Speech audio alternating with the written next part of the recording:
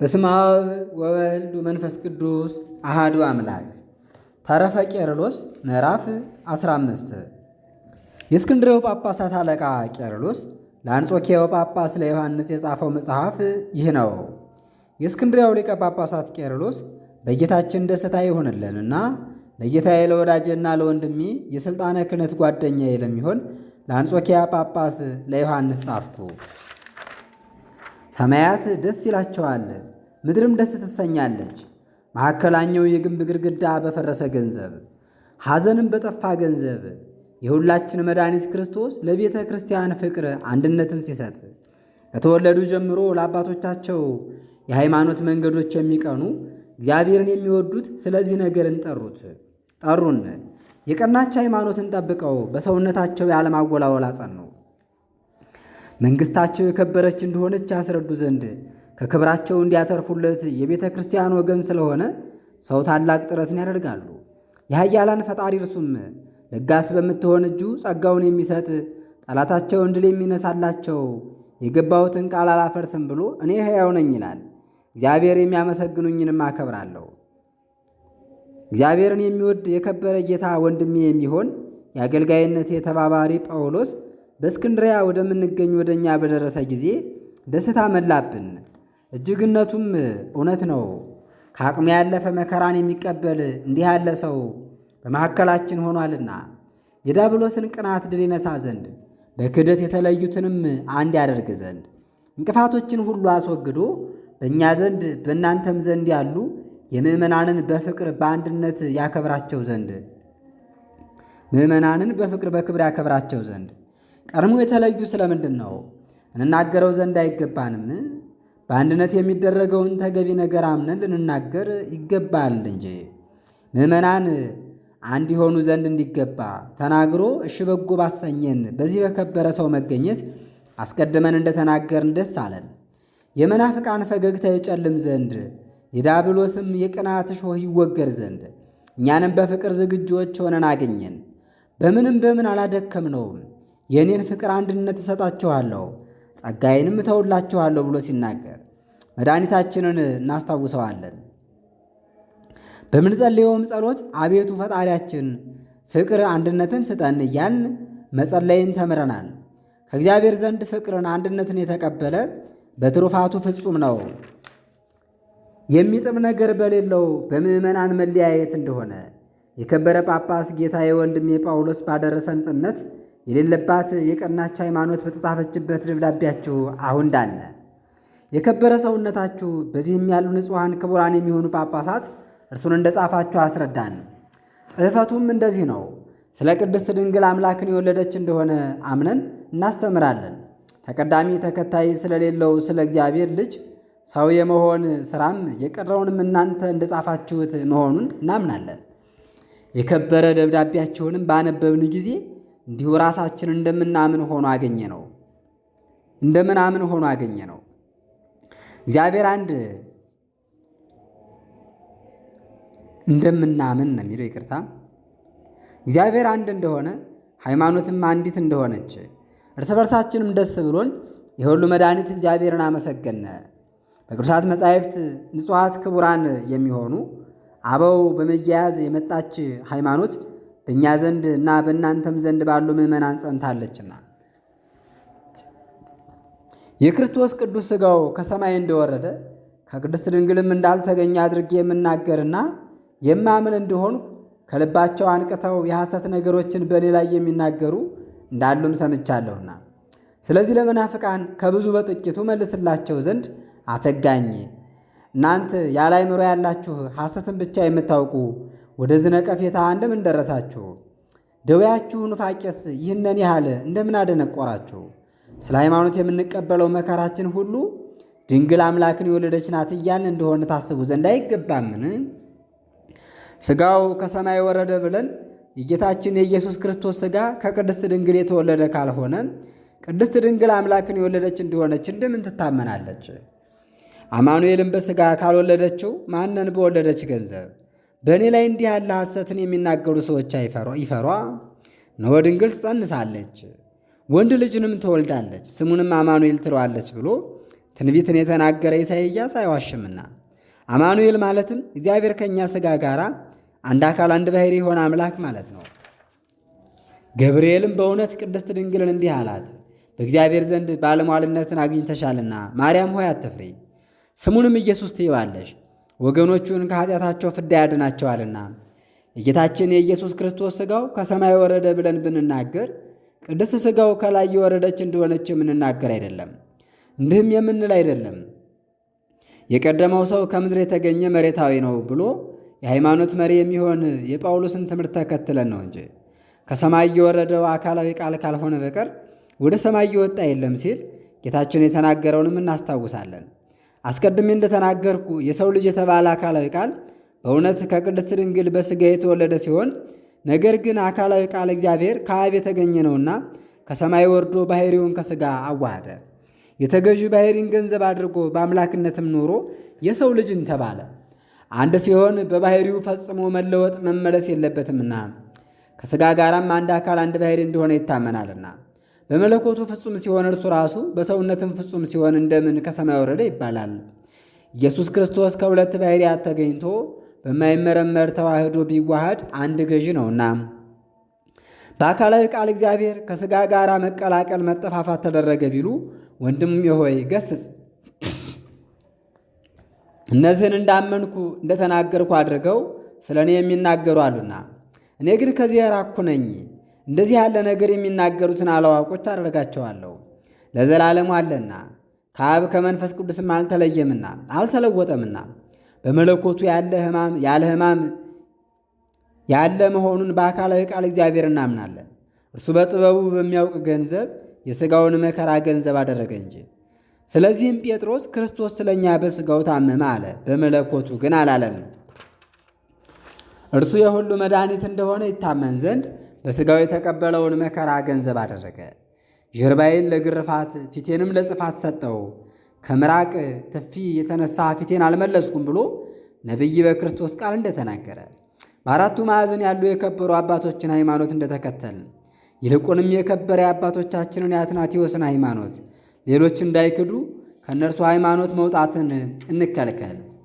ንግግሮችን ላስረዳ ካነጋገራቸው በተገኘ መጽሐፍ ውስጥ ከእነርሱ ብዙ ምስክርን በጻፍኩ ነበር። ነገር ማስረዘምን እከላከላለሁ እንጂ። ነገር ግን በአንዲቱም ሥራ በኒቅያ በተሰበሰቡ ክቡራን አባቶች ከተወሰነች ሃይማኖት መነዋወጥን እሺ በጎ አንልም። በዚያ ከነበረው ሌላ ይለወጥ ዘንድ አንዲትስ እንኳ ሥርዓትን አናዝዝም። አባቶች የሠሩትን ሥርዓት አታፍርስ የሚለውን አስበን የተናገሩት እነርሱ አይደሉምና በባሕርይ ከወልድ ልዩ አይደለ ከእግዚአብሔር አብ ከእርሱ የሰረጸ መንፈስ ቅዱስ ነው እንጂ። በዚህም የቅዱሳን ትምህርታቸው ያስረዳናል። በግብረ ሐዋርያት ላይ እንዲህ ይላልና ወደ ሚስያ በወጡ ጊዜ ወደ ቢታንያ ይሄዱ ዘንድ ወደዱ። በኢየሱስ ሕልውና ያለ መንፈስ ቅዱስ ግን አላሰናበታቸውም። ብፁዕ ጳውሎስም በሥጋ ግብር የሚኖሩ ሰዎች እግዚአብሔርን ማገልገል አይችሉም ብሎ ይጽፋል። እናንተ ግን በሥጋ ፈቃድ አልኖራቸውም በነፍስ ፈቃድ እንጂ። እግዚአብሔር የባሕርይ ሕይወቱ መንፈስ ቅዱስ በእናንተ ላይ አድሯልና። የክርስቶስ የባሕርይ ሕይወቱ የሚሆን መንፈስ ቅዱስ በእርሱ ላይ የሌለ ሰው ግን የእርሱ ወገን አይደለም። ቅኑንም ወደ ጥምመት የሚለውጡ ሰዎች እውነተኞች ነገሮችን በለወጡ ጊዜ መናፍቃን ሁሉ መንፈስ ቅዱስ ባደረባቸው ሰዎች የተነገረውን እውነት ወደ ክደታቸው እንዲለውጡ አውቃችሁ አትከራከሯቸው። በቀራንጦስ ኤጲስቆጶስነት ለተሾመ ብፁዕ ለሚሆን ለአክኒጦስ የጻፈው የቀናች ሃይማኖት ያለችባት ንጹሕ ክቡር የሚሆን የአትናቴዎስ መጽሐፉን ለውጠው በምስክርነት የሚያቀርቡ እንዳሉ በዚህም ብዙዎች እንደተሰነካከሉ ስለሰማን ወዳጄ ለከበረ ሰውነትህ ከቅጂው በእኛ ዘንድ ካለው በከበረ በእርሱ በአትናቴዎስ ዘንድ ከተጻፈው መጽሐፍ ያለ ጥርጥር ቀርተን ስለ ወንድሞች መጽናናት ልንሰድላቸው በጎ ትጋትን አሳደረብኝ። ምዕራፍ 16 የቆጵሮስ ጳጳስ ኤጲፋኒዎስ ስለ ቀናች ሃይማኖት የተናገረው ነገር ይህ ነው። ያቺ በእግዚአብሔር አብ፣ በእግዚአብሔር ወልድ፣ በእግዚአብሔር መንፈስ ቅዱስ የምታምን ምእመን ርግብ የምትሆን የንጽሕት ቅድስት ድንግል ዕድል ናት።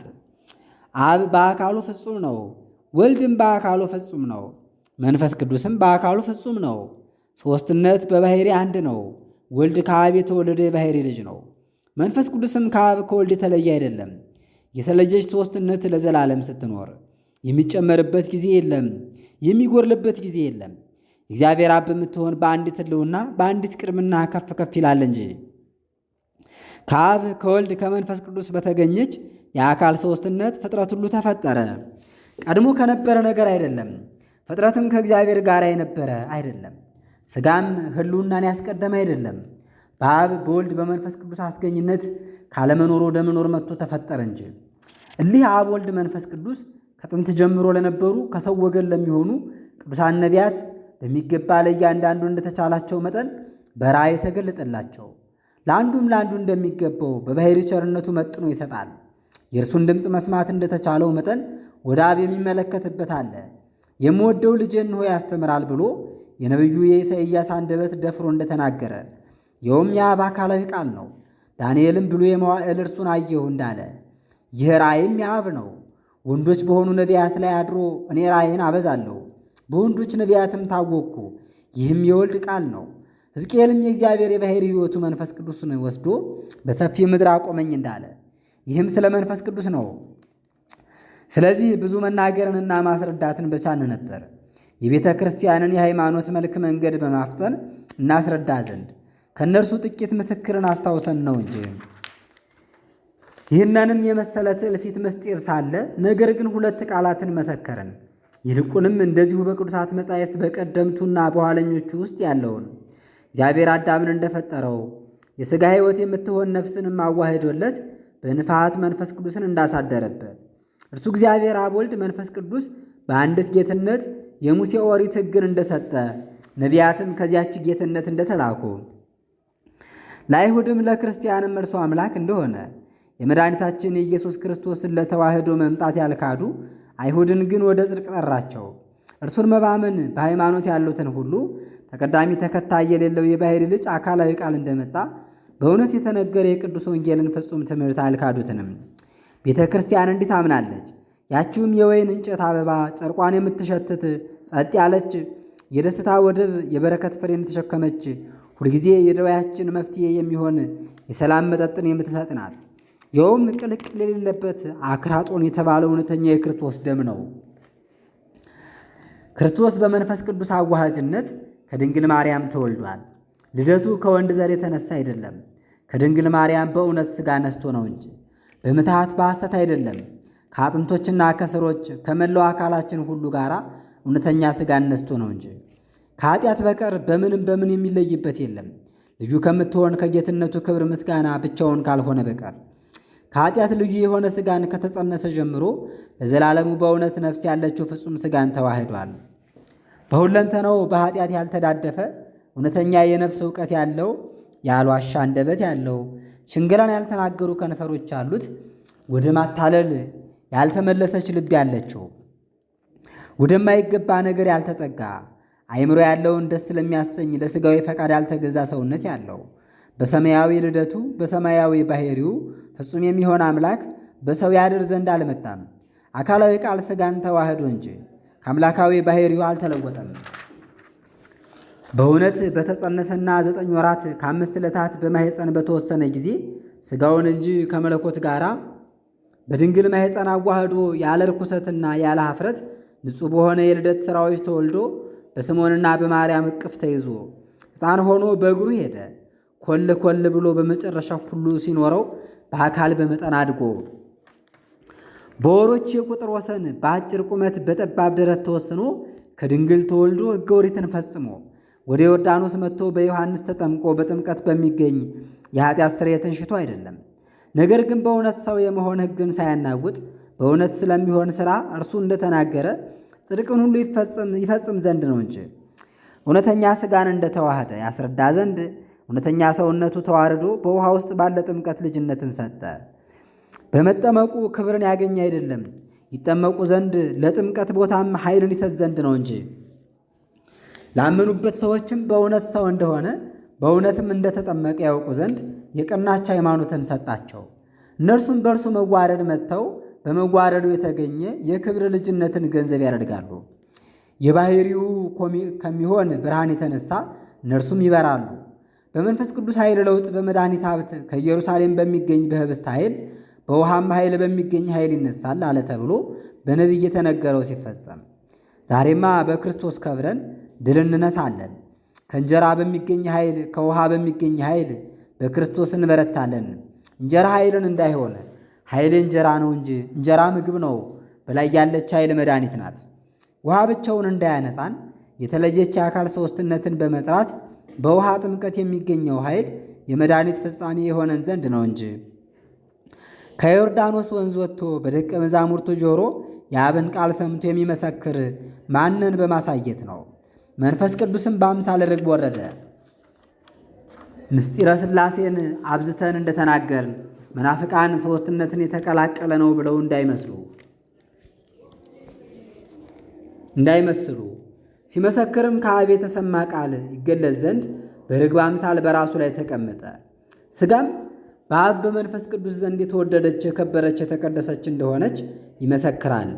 የባሕርይ አምላክ እንደሆነ ይገለጽ ዘንድ በሥጋ መምጣቱን አብ ወዶ የሚሰብክ እንዲሆን በነቢዩ በኤርምያስ ተነግሮ የተጻፈውንም ነገር ይፈጽም ዘንድ ከዚህ በኋላ በምድር ላይ ተመላለሰ።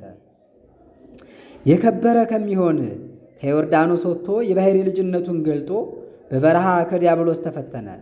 ኋላም በእውነት የተደረገ ስለሚሆን ስለ ሰውነቱ አመጣጥ ሥራ ተራበ። ደቀ መዛሙርትንም መረጠ። ጽድቅን አስተማረ፣ ድውያንን ፈወሰ፣ አንቀላፍቶተኛ መንገድ በመሄድም ተራበ። አምላክነትን የሚያስረዳ ታምራትን አደረገ። ሙታንንም አስነሳ፣ ዕውራንም ያዩ ዘንድ ብርሃንን ሰጣቸው። ያነከሱትን የተሰበሩትን በትእዛዝ አበረታታ። የሰማያት መንግሥት ወንጌልን እንዳስተማረ ሰውን መውደድ የእርሱ የአብ የመንፈስ ቅዱስን ገንዘብ ነው። ፍጽምት በምትሆን ሰውነት ስለ እኔ እውነተኛ የሚሆን የሥጋ መከራን በመቀበል ታገሰ። በጌትነት ሳለ በእውነት መከራን ተቀበለ። በመከራ ጊዜም አልተከፈለም፣ ያለመለወጥ ባሕርዩ ነውና። ክርስቶስ ስለ እኛ በሥጋው መከራን ተቀብሏልና በመለኮቱ ያለ ሕማም ኖረ። ብቻውን ሩቅ ብእሲ አይደለም፣ መለኮት ከሥጋ ጋር ተዋህዶ ነው እንጂ ስለ አምላክነት ባሕርይ ክብርና ልዕልና ሕማም የሌለበት ነው። በሥጋ ታመመ፣ በሥጋም ሞተ። በመለኮቱ ለዘላለሙ ሕያው ነው፣ ሙታንንም ያስነሳል። የተዋህደው ሥጋ በእውነት ተቀበረ። በእውነት ነፍስ ሳይኖረው 3 ቀን ኖረ። ያለመተንፈስ ያለመንቀሳቀስ በድርብ በፍታ ተገነዘ። በመቃብር ተቀበረ፣ በድንጋይ ተዘጋ። በሚያተሙ በአይሁድ ማኅተም ታተመ። የአምላክ ገዥ ባሕርይ የሚታመም አይደለም። ነገር ግን ክብርት ከምትሆን ከነፍስ ጋር በተዋህዶ ወደ ሲኦል ወረደ እንጂ። ከዚያም ተማርከው የነበሩትን ነፍሳትን አወጣ። የሞትንም ስልጣን አጥፍቶ የአድማስን ደጃፎችና ቁልፎች ቀጥቅጦ በሥልጣኑ የሲኦልን ጩኸት ጸጥ አደረገ። ከነፍስ ከሥጋ ጋር እንደ ነፍስ ነፍሱን በሲኦል ሳይተው ወጣ። ከአምላክነቱ የተነሳ ከሙታን ተለይቶ በተነሳ ጊዜ ሥጋው ሙስና መቃብርን አላየም።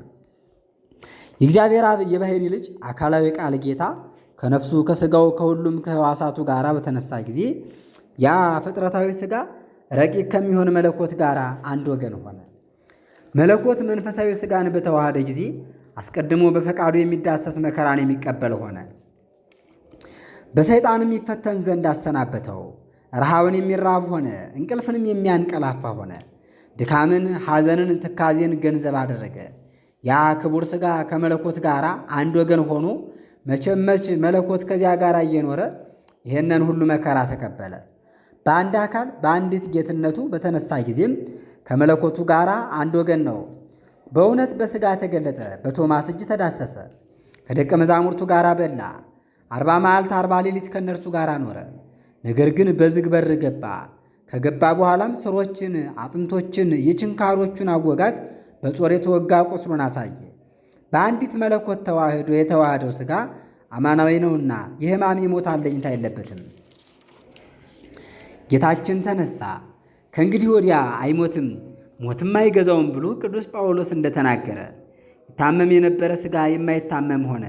የማይታመም መለኮት ግን ለዘላለሙ ይኖራል። አምላክ እርሱ በነፍሱ በሥጋው በሰውነቱ ሁሉ ተነስቶ አንድ ወገን ሆኖ ወደ ሰማይ አረገ። በክብር በአባቱ ቀኝ ተቀመጠ። ክቡር ሥጋውን በምድር ትቶ ያረገ አይደለም፣ በአንዲት ጌትነት ክብር አንድ ወገን የሆነ ረቂቅ ነው እንጂ። የሚለወጥ ሥጋችን ያለመለወጥ ይነሳ ዘንድ እንዳለው መጠን በሞት የሚለወጡትም ሕማም መሞት የሌለባቸው ሆነው ይነሳሉ። የእኛም እንደዚህ ሆኖ ሲገኝ ይልቁንም የማይመረመር የማይመሳሰል ከሁሉ የራቀ ክቡር ሥጋው ከአካላዊ ቃል እግዚአብሔር ጋር ተዋህዶ እንደምን አንድ አይሆን? ከዚህም በኋላ አንድ ራእይ ነው። ለዚህም ነገር ጳውሎስ ምስክር ነው። ክርስቶስን በሥጋ ብናውቀውም ከእንግዲህ ወዲያ ግን አናውቀውም ብሎ ሥጋን ከመለኮት የለየ አይደለም፣ ከአካላዊ ቃል እግዚአብሔር ጋር አንድ ወገን ሆና ትኖራለች እንጂ። ጌታችን ኢየሱስ ክርስቶስ ከሙታን ተለይቶ ከተነሳ በኋላ አንድ ወገን ሆና መኖሯ በርቀት ነው እንጂ በግዘፍ አይደለም። ቤተ ክርስቲያን ይህንን ታምናለች። የማይታመም አምላክ በሥጋ እንደታመመ፣ እንደሞተ፣ እንደተቀበረ፣ እንደተነሳ፣ ወደ ሰማያትም እንዳረገ፣ በአባቱም ቀኝ እንደተቀመጠ፣ በሙታንና በሕያዋን ይፈርድ ዘንድ በጌትነት ይመጣል በመጻሕፍት እንደተጻፈ፣ ለመንግሥቱም ፍጻሜ የለውም። እናታችን የምትሆን የከበረች ቤተ ክርስቲያን እንዲህ ታምናለች። እንዲሁ በእውነትም ትምህርት ተሰጠላት። ሁላችንም እንድንሞት አንዱም አንዱ እንደሠራው መጠን ፍዳን ይቀበል ዘንድ ከዚህ ጋር እንድንነሳ አስቀድሞ በእውነት ተነግሯል። ከሙታን ተለይቶ መነሳት አለና፣ የጻድቃን ዕረፍትም አለና፣ ምዕመናንም የሚወርሱት ክብር አለና፣ ሃይማኖትን፣ ንጽሕናን፣ ተስፋን፣ የጌታን ትእዛዝ ለጠበቁ ሰዎች ከመላእክት ጋር አንድ ሆኖ መኖር አለና፣ ይህም እውነት ነው። እሊህ ሁሉ በሚያልፍ የዘላለም ሕይወት እንዲነሱ ተነገረ፣ ጸና፣ ተረዳ። በወንጌላት እንደተጻፈ ሐዋርያ የተናገረው ቅዱሳት መጻሕፍትም ሁሉ የተናገሩት እውነት ነውና ትንሣኤ ሙታንን የሚያምኑ ክፋትን ቢያስቡም ልዩ ልዩ ክህደትን ቢያስመስሉም ለእኛ እንጂ ይህች ትንሣኤ ክብር ናት። ይህች ሃይማኖት፣ ይህች ቤተ ክርስቲያን በእውነት ታድናለች፣ በተስፋም ታጸናለች። ክርስቶስን በማፍቀር በሃይማኖት በምስጢር ንጽሕት በምትሆን በጥምቀት በሚገኝ ክብር ትፈጸማለች። ሄዳችሁ መለየት በሌለባት ስም በጌትነት ባለች ሦስትነት ስም በአብ በወልድ በመንፈስ ቅዱስ ስም አጥምቋቸው ብሏልና በኦሪት በነቢያት በወንጌል በሐዋርያት በቀዳማይ በኦሪት በዳህራይ በወንጌል የተነገረ የተሰበከ የታመነ አብ ወልድ መንፈስ ቅዱስ ለእኛ አንድ እግዚአብሔር ነው እንጂ በአካሉ መቀላቀል የለበትም። ሦስትነት በእውነት ፍጽምት ናት እንጂ አብ በተለየ አካሉ ፍጹም ነው፣ ወልድም በተለየ አካሉ ፍጹም ነው፣ መንፈስ ቅዱስም በተለየ አካሉ ፍጹም ነው። አገዛዝም አንዲት ናት። ሁሉን የሚገዛበት ሥልጣን ክብር ያለው አንዲት አገዛዝ አንድ እግዚአብሔር ነው ለዘላለሙ አሜን። ምዕራፍ 17 የቆጵሮስ ጳጳስ ኤጲፋንዮስ ስለ ምስጢረ ሥላሴ የተናገረው ይህ ነው። ዓለሙን በሚገዛ የሚታየውንና የማይታየውን ሁሉ በፈጠረ በአንድ አምላክ በእግዚአብሔር አብ እናምናለን። ከአብ በተወለደ ተቀዳሚ ተከታይ በሌለው አባቱ በባሕሪው ሕልው በሚሆን በእግዚአብሔር የባሕሪ ልጅ በአንድ ጌታ በኢየሱስ ክርስቶስም እናምናለን። ከእግዚአብሔር የተገኘ እግዚአብሔር፣ ከእውነተኛ ብርሃን የተገኘ ብርሃን፣ ከባሕሪ አምላክ የተገኘ የባሕሪ አምላክ፣ የተወለደ ነው እንጂ ያልተፈጠረ፣ ከአባቱ ጋር በባሕሪው አንድ የሚሆን ሁሉ በእርሱ የተፈጠረበት፣ በሰማይም ያለው በምድርም ያለው የሚታየውም የማይታየውም፣ ስለ እኛ ስለ ሰዎች ስለ መዳናችን ከሰማያት ወረደ፣ ሥጋን ለብሶ ፍጹም ሰውን ሆነ። የነፍስን የሥጋን የልቡናን ባሕሪ ከኃጢአት በቀር ለሰው ያለውን ሁሉ በተዋሃደ ጊዜ ከዘራ ብእስ የተገኘ አይደለም፣ በሰው ላይ የሚያደር አይደለም። ለራሱ ሥጋችንን ገንዘብ አድርጎ የከበረች በምትሆን በአንዲት ተዋህዶ አንድ ወገን ሆነ እንጂ በመንፈስ ቅዱስ ተገልጦለት እንደ ነቢያት የተናገረ አይደለም። ፍጹም ሰው ሆነ እንጂ ቃል ሥጋ ሆነ ብሏልና መለኮቱን ሥጋን ወደ መሆን በምልሻ የለወጠ አይደለም። መለኮቱን የከበረች ከምትሆን ጌትነቱ ጋር አንድ ወገን አድርጎ ፍጽምት የምትሆን ሥጋ ገንዘብ አደረገ እንጂ። ጌታችን ኢየሱስ ክርስቶስ አንድ ገዥ ነው እንጂ ሁለት አይደለምና የባሕሪ አምላክ ነው፣ የባሕሪ ገዥ ነው፣ የባሕሪ ንጉሥ ነው። እርሱ በሥጋው መከራን ተቀበለ። ተነስቶ በዚያው ሥጋ በባሕሪ ክብሩ ወደ ሰማያት አረገ፣ በአባቱም ቀኝ ተቀመጠ። ለመንግሥቱ ፍጻሜ የሌለው እርሱ ሕያዋን ነፍስ ጻድቃንን፣ ሙታን ነፍስ ኃጥአንን ይገዛ ዘንድ በክብር በዚያ ሥጋ ይመጣል። በኦሪት በተናገረ በነቢያት ቃል በተሰበከ ወደ ዮርዳኖስ በወረደ በሐዋርያት በታወቀ በቅዱሳን ላይ ባደረ በመንፈስ ቅዱስም እናምናለን። ከአብ የሰረጸ ከወልድ ቃልነትን ገንዘብ ያደረገ ፍጹምነት ያለው መንፈስ የሚሆን ጰራቅሊጦስ መንፈስ ቅዱስ የአብ የወልድ የባሕሪ ሕይወት እንደሆነ እንዲህ እናምናለን። ኃጢአት በሚሰረይባት በአንዲት ጥምቀት እናምናለን። በሙታን ትንሣኤም በነፍስ በሥጋ በሚፈርድ እውነተኛ ፍርድም በመንግሥተ ሰማያትም በዘላለም ሕይወትም ወልድ የሌለበት ጊዜ አለ የሚሉትን፣ መንፈስ ቅዱስም ያልነበረበት ጊዜ አለ የሚሉትን፣ ካለመኖር ወደ መኖር መጥተው ተፈጠሩ የሚሉትን፣ ወይም ከሌላ ፍጡር አካል ከሌላ ፍጡር ባሕርይ የተገኘ የሚሉትን፣ በእግዚአብሔር የባሕርይ ልጅም መለወጥ መለየት አለበት የሚሉትን፣ መንፈስ ቅዱስ ነው የሚሉትንም እናወግዛለን። ሐዋርያት ያስተማሯት በአራቱ ማዕዘን ያለች እናታችን ክብርት የምትሆን ቤተ ክርስቲያን እነርሱን ታወግዛለች። ዳግመኛም የሥጋን መነሳትን የማያምኑትን ከቀናች ሃይማኖት ወገን ያልሆኑ ክህደቶችን እናወግዛለን። እንዲህ እያመናችሁ የዝችን ሃይማኖት ትእዛዝም እየሠራችሁ ከክርስቶስ ጋር ትኖራላችሁ። ምዕራፍ 18 የቲዝቆስ አውራጃ ጳጳስ የሚሆን ጵርስቅሎስ ስለ ጌታችን ኢየሱስ ክርስቶስ ሰው መሆን በባለጌና በቁስጥንጥንያ የተናገረው ነገር ይህ ነው። ከሹመቱ በሚሽሩት ጊዜ መናፍቁ ንስጥሮስ ሳለ ወንድሞቼ ዛሬ የምናከብራት የድንግል በዓል አንደበታችንን ወደ ምስጋና ትጠራለች። ይህችም ቀን ለተሰበሰብን ወደ ድኅነት የምትመራን ትሆናለች። በእውነት የልደቱ ነገር ኃጢአት የሌለበት ንጹሕ ነውና ስለ ድንግል ጮኸን የምንናገረው ነገር ለሴቶች ባሕርይ መመኪያ ነውና ክብርንም ያስገኝላቸዋልና። ይህችም ከከበረች ጉባኤ የተነሳ የብስ ባሕር ድንግልን ያከብሯታል። ባሕርም ጀርባዋን ለመርከቦች በጸጥታ አስመችታ ሰጥታ ነው። የብስንም የሚረግጧትን ሰዎች እግራቸውን በደስታ ተቀብላ ነው። ፍጥረትም ትዘልላለች፣ ደስም ይላታል። ሴቶችም ይከባበራሉ። በአራቱ ማዕዘን ያለ ሰው ሁሉ ደስ ይለዋል። ኃጢአት ከበዛ ዘንድ በዚያ የእግዚአብሔር ጸጋና ክብር እጅግ ፈጽሞ በዝቷልና መለወጥ የሌለባት የድንግልና ዕቃ ንጽሕት የምትሆን ማርያምን ሰበሰበችን። የእውቀት የሚሆን ንግግር ያላት የዳግማዊ አዳም መገኛ ገነት ናት። ሁለቱን ባሕርያት አንድ ያደረገች ናት። ከፍዳ ያዳነችን የድኅነት ባለቤት ናት። አካላዊ ቃል ሥጋን የተዋሃደባት ንጽሕት አዳራሽ ናት። የመለኮት ባሕርይ ያለው ወጣት ነፍስ ያላት እውነተኛ ጳጦስ የምትባል እንጨት ናት። በኪሩቤል ላይ አድሮ የሚኖር ከሰማይ የወረደ ንጹሕ ዝናም ጌታን ከሥጋዋ ጋር የተሸከመችው ጥቁረት የሌለባት ብርሂት ደመና ናት። ጠባቂ የእርሱ ከሚሆን በግን የለበሰባት ብዝት ግምጃ ናት። ያችውም አገልጋይ ናት። ድንግል ሰማይ የምትሆን ማርያም ናት። ሥጋን መልበሱ ለእኛ ድኅነት ወደ ሆነልን ወደ ሰዎች የእግዚአብሔር መምጫ ድልድይ የሆነች ማርያም ናት። ሥራው ድንቅ የሚሆን ልብስ የተሠራባት ልዩ የሸማኔ ጉድጓድ ናት። ሥጋን የፈጠረ መንፈስ ቅዱስ ነው። አዋሃጁ በልዕልና ያለ የኃይል ጥላ ነው። ዝሃው ከ7 ዓመት አስቀድሞ የነበረ የአዳም ሥጋ ነው። ማጉም ከድንግል የተገኘ ሥጋ ነው። መጠቅለያ ሥጋን የተዋሃደ የአካላዊ ቃል ቸርነት ነው። ሰሪውም የአባቱን ቃል በመስማት ወደዚህ ዓለም የመጣ አካላዊ ቃል ነው። ሰማይ የማይወስነው እርሱን የድንግል ማኅፀን አልጠበበውም። አምላክ ከመቤታችን ተወለደ።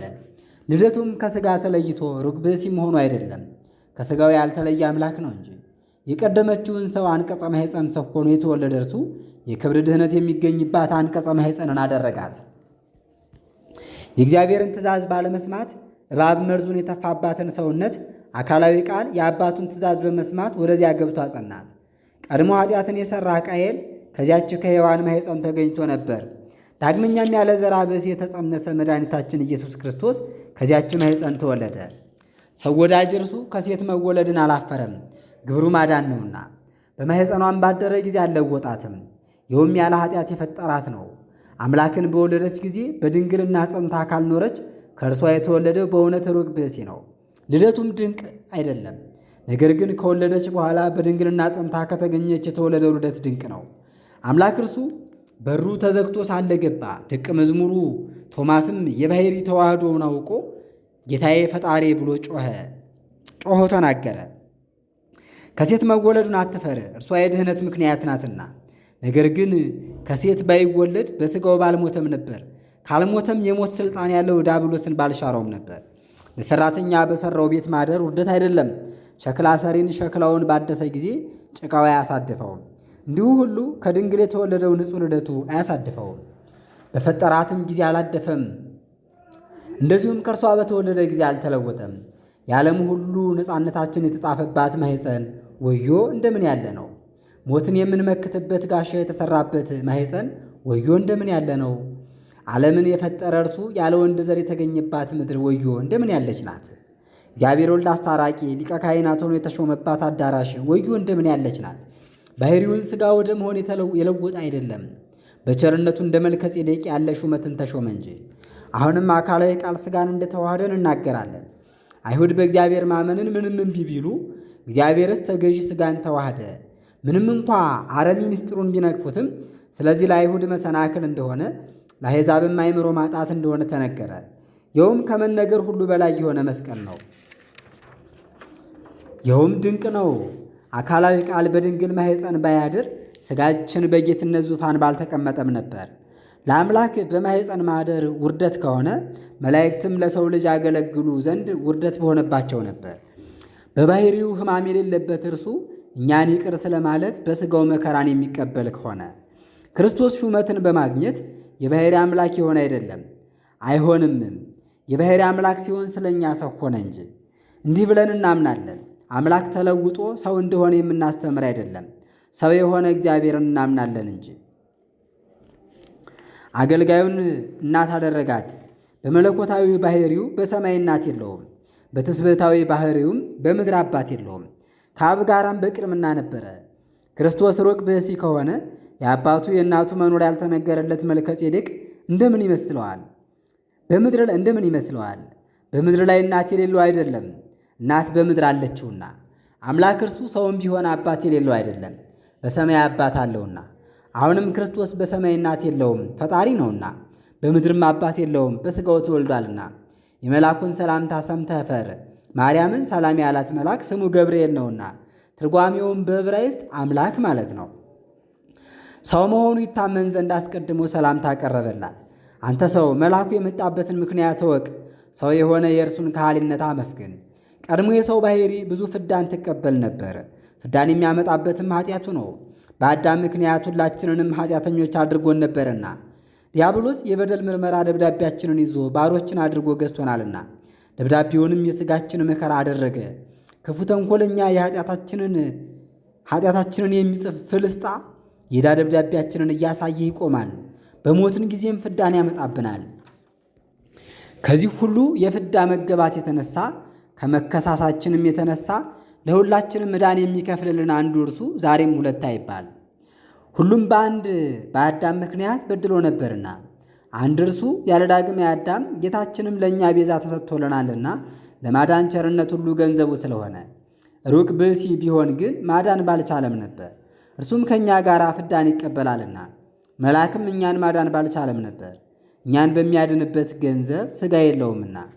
ያ ኃጢአት የሌለበት እርሱ ስለ እኛ ኃጢአት በሥጋው ይሞት ዘንድ ተገባው።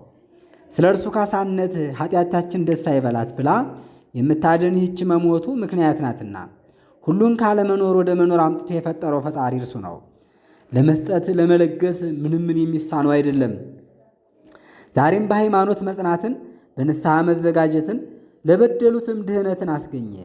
የምትገባ የሞትን ጥፋትም ሥጋን ተዋህዶ ሰው የሆነ እርሱ እንዳወቀ ሰው በሆነበት ባሕርይ ሞተ።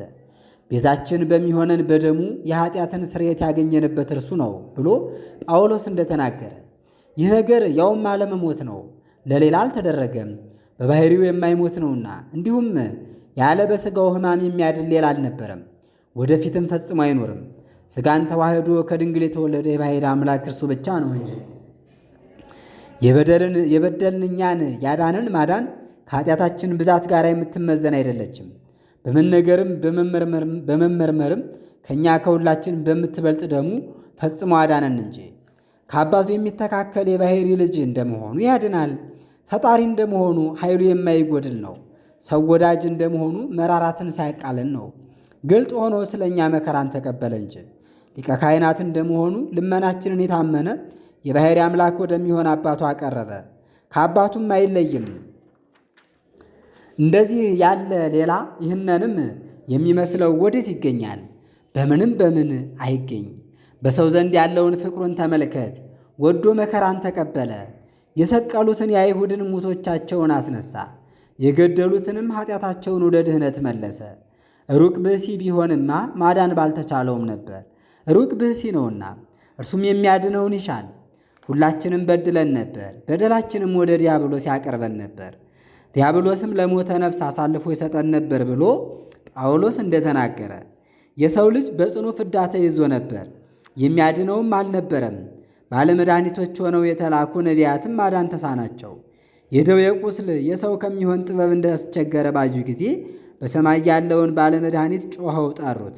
ሰማዮችህን ዝቅ ዝቅ አድርግና ውረድ ያላለ፣ አቤቱ አድነኝ እኔም እድናለሁ ያላለ፣ ኃይልህን አንስተህ መጥተህ አድነኝ ያላለ፣ እግዚአብሔር ከሰው ጋር እንዲሁ ይደር ያላለ፣ አቤቱ ይቅርታ ፈጥኖ ይደረግልን ያላለ፣ ደግ ሰው ከምድር ጠፍቷልና አቤቱ ወዮልኝ ያላለ፣ አቤቱ እኔን ወደ መርዳት ተመልከት መርዳቴን አፍጥን ያላለ፣ ይመጣ ዘንድ ያለው ይምጣ አይዘግይ ያላለ፣ እንደ ተጣለ በግ ተዘነጋሁ አገልጋይህን ፈልገው ያላለ፣ በባሕሪ እውነተኛ ንጉሥ የሚሆን እርሱ በዚህ ሁሉ እየተገፋች ያለች ፍጥረቱን ቸል አላላትም።